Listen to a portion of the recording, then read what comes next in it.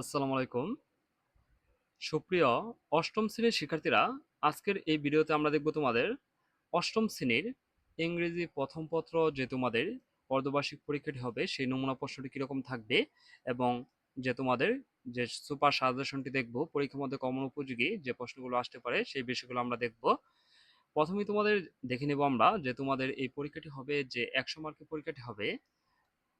তোমাদের এই English first paper হবে যে 100 মার্কের পরীক্ষাটি হবে, তোমাদের সময় থাকবে হচ্ছে 3 ঘন্টা। তোমাদের সময় হচ্ছে 3 ঘন্টা থাকবে, 3 ঘন্টা পরীক্ষা হবে। আর তারপর তোমাদের কি কি থাকবে সেই বিষয়গুলো দেখবো। প্রথমেই তোমাদের সেকশন এতে রিডিং টেস্টে থাকবে হচ্ছে তোমাদের মার্ক থাকবে 70 মার্ক। আর তারপর সেকশন বিতে তোমাদের থাকবে 30। এই হচ্ছে টোটাল যে 100 মার্কের পরীক্ষাটি হবে। আর তো তারপরে যে আমরা দেখে নেব যে তোমাদের প্রথমেই যে সিন প্যাসেজ তোমাদের read the text and answer the question 1 and 2। মানে এই প্যাসেজটি পড়ে তোমাদের যে 1 নং এবং 2 নং প্রশ্নের উত্তর দিতে হবে। এখন দেখো যে তোমাদের যে peoples music also known is the folk music. এখন দেখো যে তোমাদের যে প্যাসেজটি থাকবে এটি তোমরা ভালো করে পড়বে।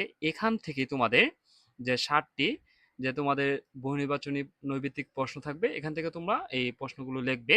এই প্রশ্নগুলো কিভাবে লিখতে পারো, যে তোমাদের এই সবগুলো খাতার মধ্যে লেখার দরকার নেই, তোমরা 1 নাম্বার দিয়ে এ লিখবে। এই এর 1 2 3 4 কোনটি সঠিক উত্তর হবে।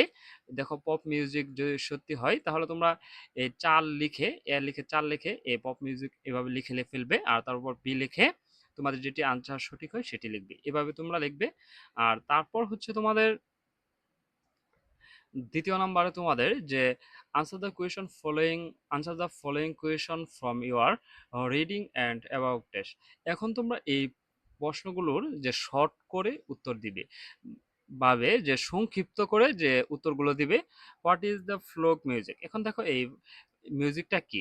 এখন তোমাদের এখান থেকে 5টি প্রশ্নের উত্তর দিতে হবে। 5টিতে তোমাদের উত্তর হচ্ছে, এখানে তোমাদের পূর্ণমান হচ্ছে যে 10, এক একটি 2 করে। তাহলে তোমরা সংক্ষিপ্তভাবে উত্তরগুলো দেবে। এটা হচ্ছে তোমাদের 2 নং এ।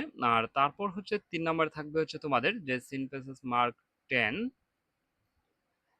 এখন দেখো যে সিনথেসিস এই তোমাদের মার্ক থাকবে হচ্ছে যে 10, যে তোমাদের read the text and answer the question 3 and 4। এখন দেখো এটি পড়ে এই প্যাসেজটি পড়ে তোমরা 3 নং এবং 4 নং প্রশ্নের উত্তর দিবে।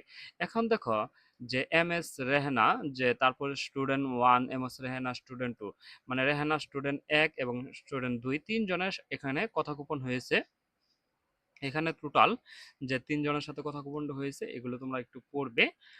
পড়ার পর তারপর তোমরা 3 নং এবং 4 নং প্রশ্ন উত্তর দেবে। এখন দেখো 3 নং-এ কি আছে। 3 নং হচ্ছে ফিল ইন দা গ্যাপ। এই গ্যাপগুলো তোমরা কিভাবে পূরণ করবে, কিভাবে খাতার মধ্যে লিখতে পারো। এ লিখে যদি এখানে যে উত্তরটি সঠিক হবে তা লিখবে, সবগুলো না লিখলেও তোমাদের হবে। যে বি লিখে এখানে গ্যাপগুলো আছে, এখানে উত্তরগুলো যা হবে সেটি তোমরা লিখবে। আর তারপর যে সিনোনিমাস এন্ড অ্যান্টোনিমাস যে তোমরা এগুলো লিখবে। এগুলো মান হচ্ছে এক একটি 1 করে, এক একটির হচ্ছে 1 করে। যেমন রেগুলারলি কি সিনোনিমাস না অ্যান্টোনিমাস, এগুলো অ্যান্টোনিমাস করা, সিনোনিমাস করা। আর তারপর হচ্ছে আনসিন প্যাসেজে এই প্যাসেজটি থেকে তোমরা যে রিড দ্য টেক্সট এন্ড যে carefully and answer the question নং 5 6 and 7। এই প্যাসেজটি পড়ে তোমরা 5 6 এবং 7 নং প্রশ্নের উত্তর দিবে। এই প্যাসেজটি পড়ে তোমরা ভালো করে 5 6 এবং 7 নং প্রশ্নের উত্তর দিবে। এই প্যাসেজের মধ্যে তোমাদের উত্তরগুলো বের করতে হবে। আর যদি তোমাদের কমন পড়ে যায় তাহলে তো কথাই নেই। যে you have heard the name of S M Sultan, his full name is Sheikh Mahmud Sultan. আর তারপর কমপ্লিট দ্য ফলোয়িং টেবিল, এই টেবিলটি লিখবে 5-এর। আর তারপর হচ্ছে তোমাদের 6 তোমাদের ট্রু এবং ফলস। এখানে তোমাদের 5টি প্রশ্ন থাকবে সত্য এবং মিথ্যা। যেটি সত্য হবে সেটি লিখবে ট্রু বা টি, আর যেটি মিথ্যা হবে সেটি ফলস বা এফ লিখলেও হবে।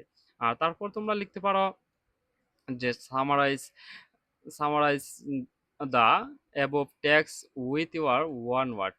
এখান থেকে তোমরা যে এই প্যাসেজটি থেকে যদি তোমাদের কমন না পড়ে তাহলে তোমরা এভাবে লিখতে পারো। প্রথম থেকে দুলান, যে মাঝখান থেকে দুলান এবং লাস্ট টান থেকে যে মিলিয়ে মিলিয়ে 5 থেকে 6 লাইন বা এভাবে এক পৃষ্ঠা লিখলে তোমাদের কিছু নাম্বার পেতে পারো এভাবে, যদি কমন না আসে আর কি। আর তারপর হচ্ছে তোমাদের কলাম লিখবে 8 নং এ তোমরা যে কলাম লিখবে আর তারপর তোমরা রিয়ারেন্স লিখবে, রিয়ারেন্সের মান হচ্ছে এক একটি এক করে।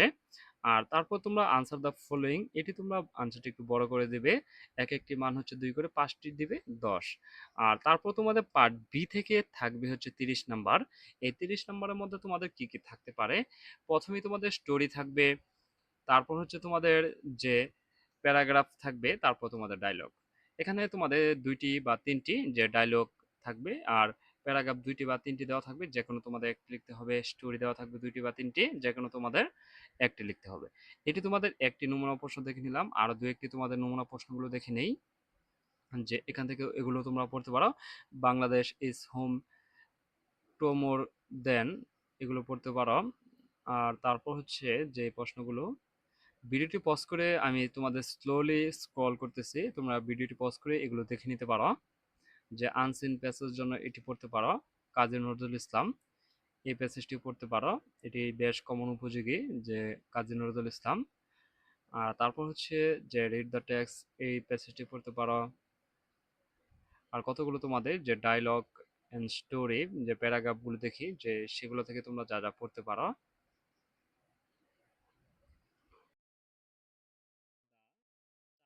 টি স্টল, এটি পড়তে পারো, যে প্যারাগ্রাফ টি স্টল, এটি পড়তে পারো। What is a T stall, what is think are sold there. আর যেমন জামিল এবং Jamila, and you have a friend named Saad and Sadia, your friend is not আর, এগুলো পড়তে পারো।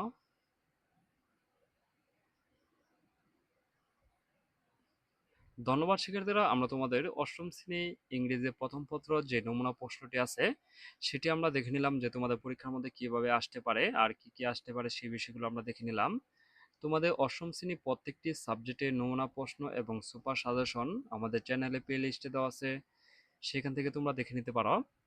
আর পরবর্তী ভিডিও সবার আগে পেতে চ্যানেলটি সাবস্ক্রাইব করে পাশেই থাকবে, আর যারা সাবস্ক্রাইব করেছো তাদেরকে অসংখ্য ধন্যবাদ।